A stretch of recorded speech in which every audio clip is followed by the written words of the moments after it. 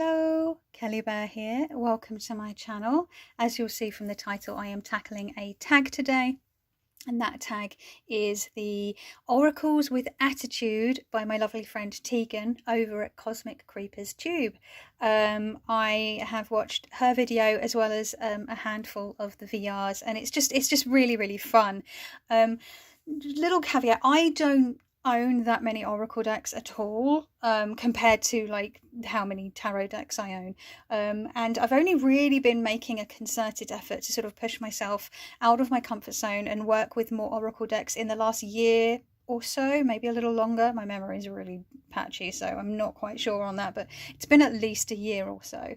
And I would like to build my Oracle collection a little bit more, so I do have a smaller pool to choose from than some folks, but also there are some that I've seen mentioned in other people's videos that I do own that I thought, oh, that would be great for this tag. Yeah, that's the, those were the decks that came to mind for me. But I don't want to like double up on everyone's decks that everyone's shown. But one honourable mention would be the Brian Froud Fairies Oracle that Tegan did herself show. That is the Oracle deck I have owned the longest. I think I bought that, I'm pretty sure I bought that in the year that it came out, because I love Brian Froud's artwork and the sort of design work with regards to his collaborations with the Henson Workshop and stuff like that. So yeah, the Henson Company rather. So yeah, that I just want to put that straight up front. That was one of the first ones that I thought of. I will be showing one of the decks that Tegan did show, just because I can't help myself. And she alluded to it at the beginning of her video, and I was like, I know exactly what deck she's talking about. And it was this deck that I'm also going to show. I'm going to show them in no like particular order of like sass or preference or anything. I'm just going to show them in order of size, like largest to smallest, and that's just because as I go along I'm probably just going to have to like zoom my camera in closer and closer so that you can see better. So the first deck that I'm going to show you is the Oracle of Black Enchantment, Mildred Payne's Oracle of Black Enchantment. This is by Patrick Valenza of the Deviant Moon, so like Deviant Moon Tarot, Triomphe de Luna. He's more recently had like the Zama Twins Oracle. He's pretty prolific, and this deck has been created in the style of sort of 16th 17th century woodcuts, so you will actually be able to see there's some like fun photos that sort of around the mythos of Mildred Payne herself. I'll just pop those aside. You know, carvings, wood blocks, prints like this do actually exist. And I went to a exhibition in January at the Welcome Collection called The Cult of Beauty. It's literally just finished. I think it finishes the end of this week maybe, and they had actual examples of 15th or 16th century prints, woodblock prints, like, you know, that feature witches and stuff, and it was all around like the idea of the hag and as anathema to the idea of the maiden and beauty and all that stuff. That was just part of the just a small part of the exhibition, but it was just really great to see the sort of the originals that this kind of stuff this was inspired by. So yeah, it's very humorous. I would say it's dark humor because, you know, Patrick Valenza is, his decks tend to I find them mischievous and playful, but there's a little blade in there. It's a very dark humor, it's very gallows humor. But some of these representations that you see in these cards are sort of quite accurate to some of the original woodcut engravings. It's really cool. So you've got some sirens trying to catch a hold of this boy's foot, his leg. There's allusions to like the witch's Sabbath and astral projection and exorcisms and all sorts of stuff, necromancy. So here we go. This looks a bit like some form of exorcism, possibly. it's funny, some of these decks I've realized don't really lend themselves to one of the ways that I really like to use Oracle when I do a week ahead reading or a daily draw, if I'm pulling an Oracle card, is a message of encouragement and support. And I've learned that this, like, it has a positive and a negative meaning that you can pull from the guidebook. I just have the PDF. I've never printed it out. I should probably sort that out at some point. I don't have a printer, so it makes it a bit more awkward trying to organize that. But I mean, this is pretty dark, right? You know, a lot of people were hanged as witches who were probably very much not witches at all. We've got some frolicking.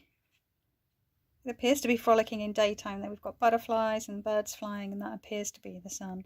But yeah, it doesn't lend itself very nicely to an oracle of a message of encouragement and support. It skews to sort of like dark, I think, for that. And it is the Oracle of Black Enchantment, so you know that makes sense. But other than that, it's great fun. I always pull this out around autumn, because it's especially October. Obviously, it's perfect for October. We got them flying to their Sabbath, the witches' Sabbath. Yeah, just a cheeky, mischievous, dark-humoured. Yeah. And I just love the artwork because it is so close. I mean, I saw something very similar to this in that exhibition, and I immediately thought of this card, and I was just like, wow, that's. I mean, my favourite is the woman licking this demon's butthole, literal arse licker. I mean, devil charming and enchanting these maidens. So yeah, that's the first one. Good fun. This comes in a number of different versions. You get like an orange one, which is the Samhain edition, a red one, which is the Blood Moon edition. I think there's a blue one now, which is like the Midnight edition. You know, Patrick Verlinde does lots of sort of colorways of his decks. Okay, so the next one I'm going to show you is the one that Tegan sort of alluded to at the beginning of her video and showed. I think it was one of the last ones, or if not the last one that she showed. And it is the Arcane Bullshit by Evan Doherty. I backed this on Kickstarter. It was the first thing I ever backed on Kickstarter, I believe. The whole campaign was wildly fun, very well run, and very... Oh, that rhymes. Yeah, just a hoot. I still follow Evan Doherty on Instagram. His stuff just really cracks me up, and it is a chonker. It has like 100 and change cards rather. So it comes edged in black. I didn't do that. Is that a chip? I don't know. I do, and so when I utilize this deck, I tend to like break it into three times, and then I like grab, once on the third time I've broken it into three, generally I will pick one of those piles, and then I will shuffle that pile, and then I will you know, do my usual reading. Now this is very irreverent. It's very it's bullshit, but the thing is, I've had some really interesting and profound readings from it. This deck is what inspired me to create a couple of years ago a 2-card reading that I called Profound and Profane. And all that means is I take a tarot deck, just a classic tarot deck. I think the first deck I ever paired it with for this particular reading was the Wild Unknown Tarot, because it's got those sort of, you know, fairly monochromatic. Obviously the Wild Unknown also has splashes of color in it, and then the tarot card represents the profound, and then I would pick one card from this, and that would represent the profane. And then so it's like, you know, it's almost like an angel and a devil on your shoulder. I'm just pulling one card from each deck, and then interpreting them together, not reading them separately as a profound message and a profane message, but actually then combining those voices. And I've since sort of used this deck in that manner with a whole number of other tarot decks, and because it is, you know, just black and white, it pairs really nicely with so many decks. Another deck that I found this was really fun to pair with was the This Might Hurt Tarot. Works really nicely. And I mean, it's absurdist. It's just the pyramid-headed bird. I mean, why not? Wolves. Okay. Annihilation. It's a puppy. A giant sperm fighting a dove. A uterus with feet. I mean, I'm pretty sure this is me right now because it feels like it is kicking the inside of my abdomen. So, you know, that's fun. The false face. I mean, some of these can be quite profound, right? The false face, people that are sort of two-faced and not to be trusted. A bunch of cats posing as a woman. I mean, there's so many fun cards. Like some of my favorites, like there's a shitty acoustic guitar guy. Who likes that guy? Here's one of my favorites I was just about to mention. The penis weasel. I don't know. It just cracks me up. Hang in there. Again, I feel like that's me right now with an infection that will not go away. Urinal death. No one wants that. Error 4. Another one of my faves. Error 404. I mean, there's over 100 cards. I do have a walkthrough of this from like years ago when I first received it. I also got so many other extras with it because Evan kept smashing his like... what do you call it? The where you like get Kickstarter goals and you just keep smashing them. So he kept adding extra stuff. So I got pins, patches, stickers, like a spread cloth, like just so much stuff. It was bloody awesome. So yeah, this, look at that. It's just every single, the production quality, every single bit of it, right down to all the little details in the book. Everything is just chef's kiss, and it just has attitude. Like, just look at it. So yeah, that's the second one that I'm showing you today. The third one I'm showing you is not one that I see very often. It is the Sparman podcast by, oh god, what's her name? Something Sparman. Oh, what's her name? I literally follow her on Instagram. She's an artist. She's got a tarot deck out as well, which seems to be which I see more often. So I don't know if this is no longer available. Maybe, I don't know. I'm actually going to just scooch in a little closer now that the cards are getting a little smaller. I edged mine in neon pink because the neon pink in the cards. And it's got skulls on the back. Again, it makes me think of like the sort of classic Marseille style backings, but make it skulls, which I'm all about. So yeah, it's just really fun. And the artwork.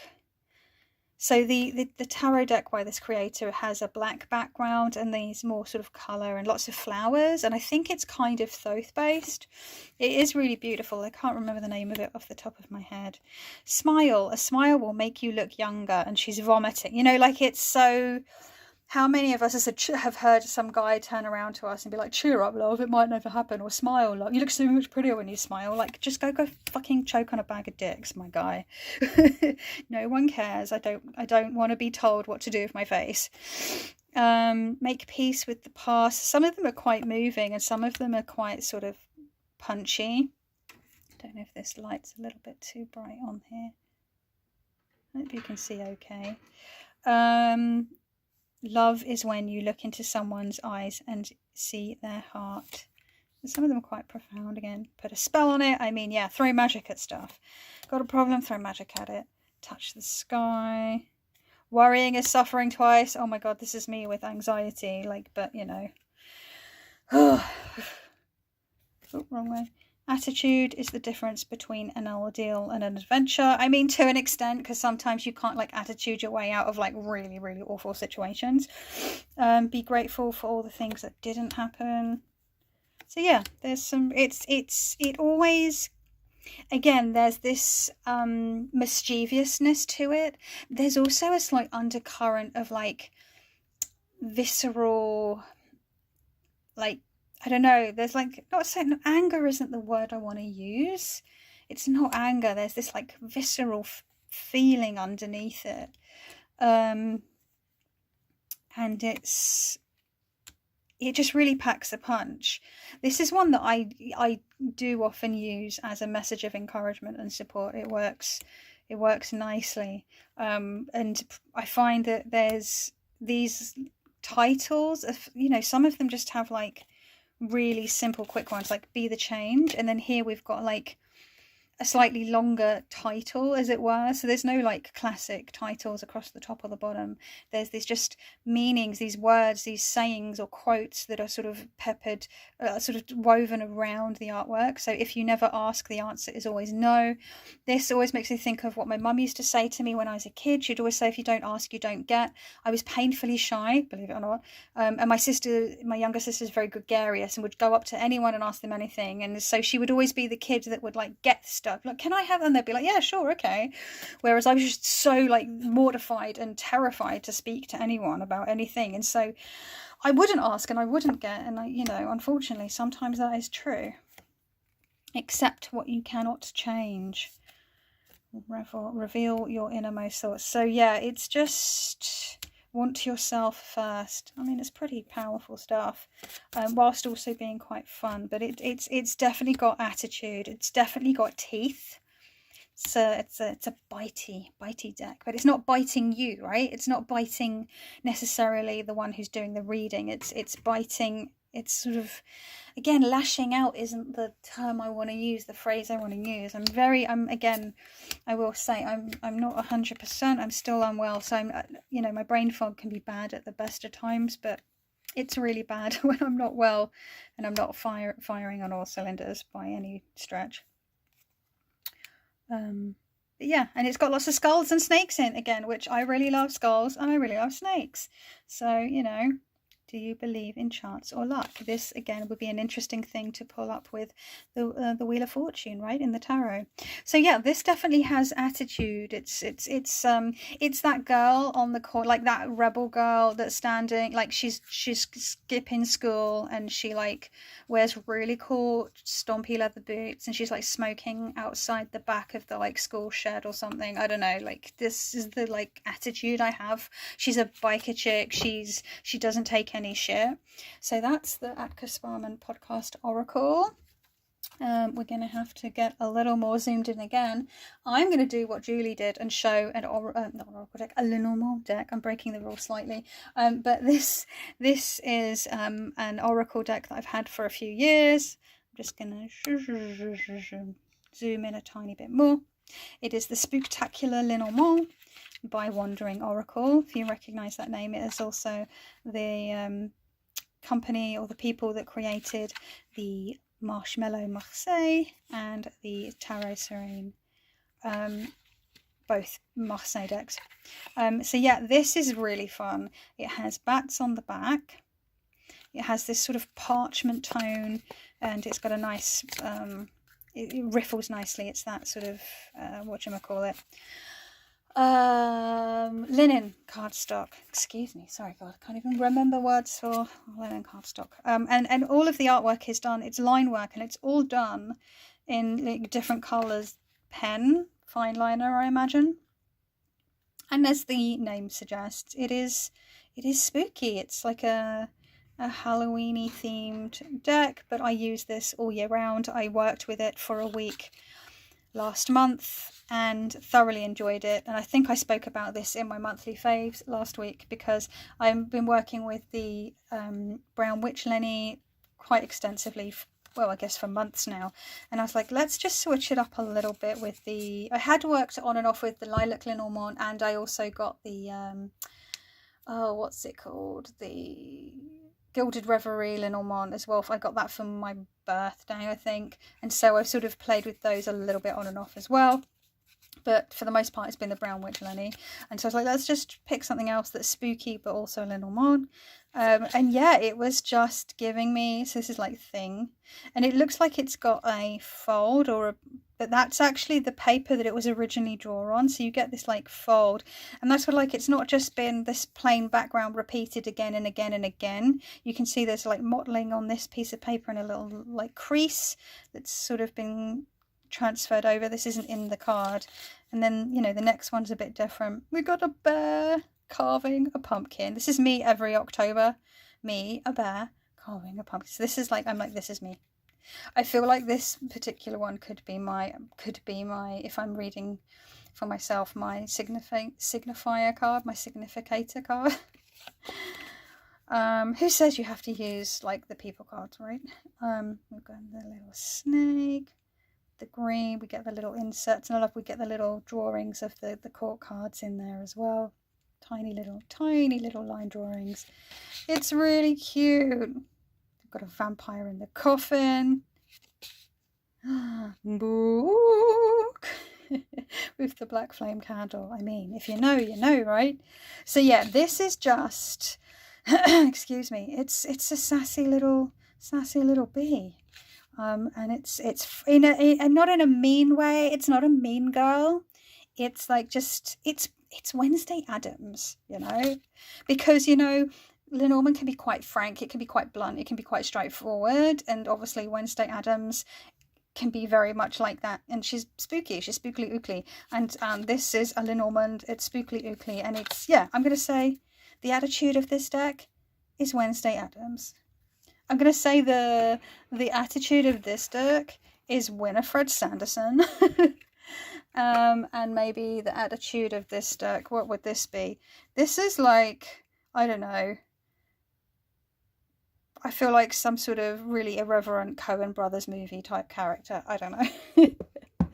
So yeah, so that was the Spooktacular Lenormand. The final deck I'm going to show you is in this tiny little pouch. And again, we're going further in, further still. Closer, closer we must go. So that you can see the bloody thing. It's weird because on the camera, it's showing up a really sort of tomato red. But this is a real sort of true, almost sort of blue red IRL. So the colours are not showing up correctly. But I am rubbish at all this like white balance. I'm just filming on my phone. I would, you know, like to have something better to film on, but you know, nay mind.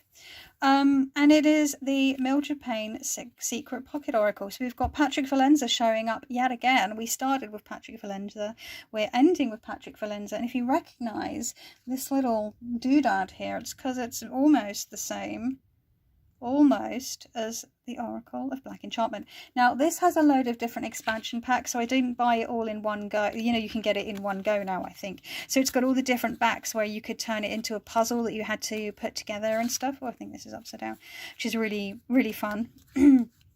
Lots of clues to figure out, and yes, it makes like a Ouija, and so they're all different, but that it's never bothered me because I just associate it with the fun that I had with this whole like Mildred Payne journey. And yeah, it's I think it's got something like 85, 86 cards. God, I really need to sip my water. Hold on a second, apologies. Okay, so yeah, and it's just a load of like spooky little guys. The Tooth, Lighthouse. I made my own version of the guidebook. Actually, I'm going to get it. So I made a whole box that's got all my Mildred Payne's keepsakes in. It's like got a bunch of stuff in there from the Mildred Payne. So you can't really see because I've zoomed out, but it's all in there. And I made my own little guidebook, so I've sort of divided it by the numbers so it's easier to sort of grab, and then it has the I sort of hand bound it and sort of aged it and everything and made it as if it was Mildred's or what have you, and it's got like some readings that I like to use for like, because I also use it as a Lenormand at times. I've got a whole video on how I use this deck as a Lenormand. The cards that I pick out to represent the cards, the equivalents of a Lenormand, I mean.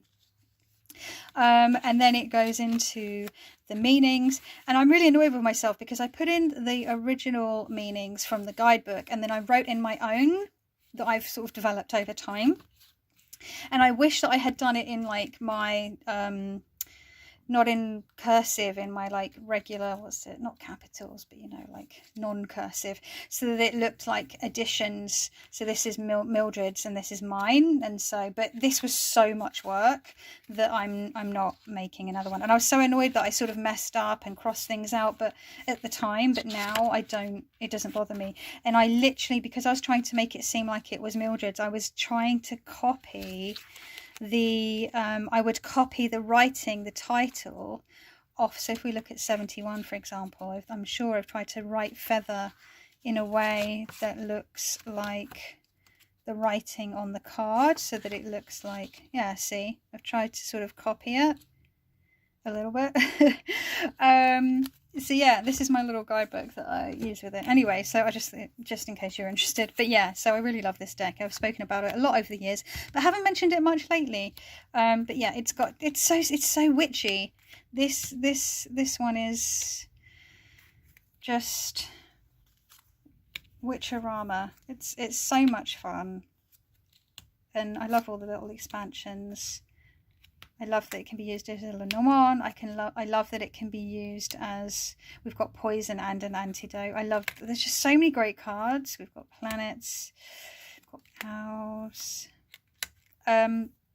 It's just fun. And the attitude I associate with this, because of the mythos built around it, is Mildred herself. It's sullen, it's macabre, it's morbid, it's